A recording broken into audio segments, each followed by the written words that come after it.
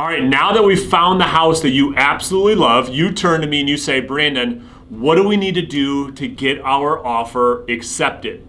In this video, I'm going to share with you some things to consider when we're placing an offer on a property. Stay tuned.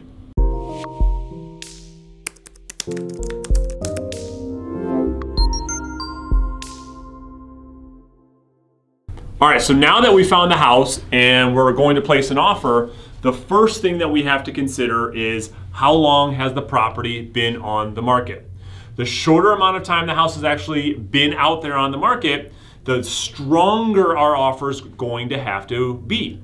Now, on the flip side of that, the longer the house has been sitting on the market, the more aggressive we can be with our offer, right? So the shorter amount of time, the stronger the offer must be. The longer the house has been on the market, the more aggressive we can be with our offer. You see, when it comes to offer negotiations, it all matters who has leverage. Does the seller have leverage or do we have leverage? And it all starts with how long a home has been on the market. That's part one.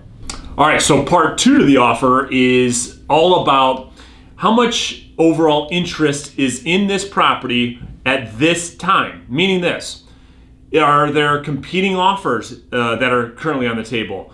Or is there not? Are there other people that are interested in the property? These are all things that we're going to find out up front before we structure your offer. Because as we get into the offer negotiations, we need to know, are we competing with other people? If we're competing with other offers, well, of course, your offer needs to reflect and be a lot stronger to have a chance at getting the property. Now, on the flip side of that, if there are no competing offers, okay, so we're not competing with anybody, there's no other buyers currently interested in this property at this time, this is where we can start being a little bit more aggressive with what we're asking for in terms of offer price, personal property, terms, timeframes, things of that nature. But it all comes down to, are there other people that want this property at the same time as you do?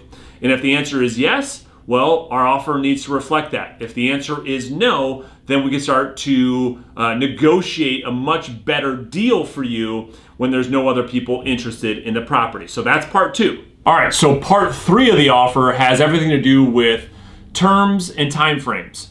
So after we've looked at, okay, how long has this property been on the market? Then we looked at, okay, what's the overall interest of the property? Part three is all about putting together the terms and timeframes of the offer. How much are we going to offer on this property? How much time is going to take between the offer and when we close?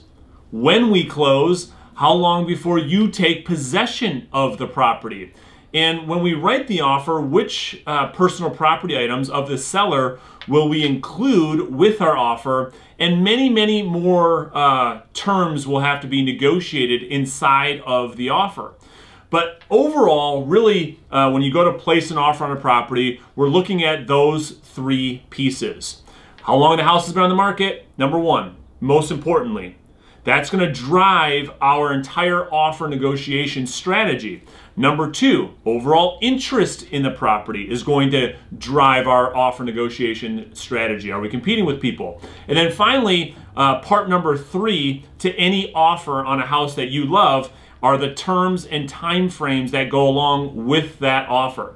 And I think the biggest takeaway from today's video, when we go out there and we shop for a house this spring or this summer, and we finally find the house that you turn around and say, Brandon, this is the one, we need to really, the biggest takeaway from today's video is it's gonna come down to what's the level of competition.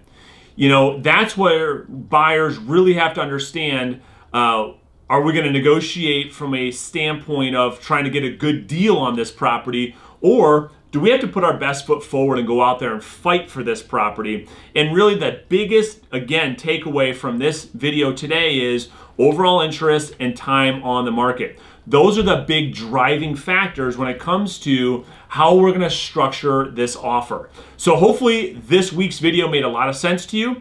If you have questions about the home buying process, or maybe you're thinking about selling your property this year, just shoot me an email or shoot me a text message, send me a private message on Facebook. Let's look at your options. Let's discuss what makes the most sense for you. We'll put a plan into place to make the move happen. Thanks for watching. Until next time, we'll see you soon.